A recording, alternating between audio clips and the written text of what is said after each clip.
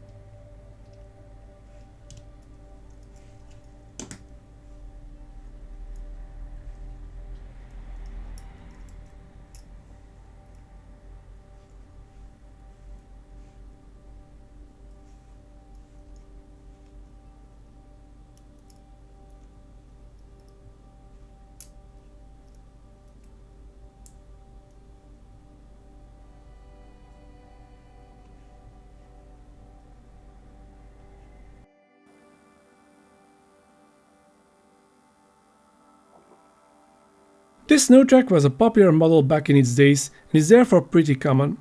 In playworn condition they are always missing their tracks. This playworn Snow Trac had chipped paint, a bent hook and was in need of new tracks. I wanted to do something special with this model, and inspired by the Alvis Stalwart, I decided to give it the BP Exploration livery. And this is what the model looks like now. It has been painted white to blend into the snowscape and received new tracks. I resized the decals I made for the Alvis Stalwart to fit the Snow Trac. Now they are on the same theme. Keep watching to see them side by side. If you enjoy my videos, please leave me a like and don't forget to subscribe to my channel and tick the notification bell. If you want to support my work, you can become a member on my Ko-fi page. Members can download all the decal files I make for my projects and receive exclusive access to a gallery of my upcoming restorations and behind the scenes pictures. Thanks for watching and see you in the next video.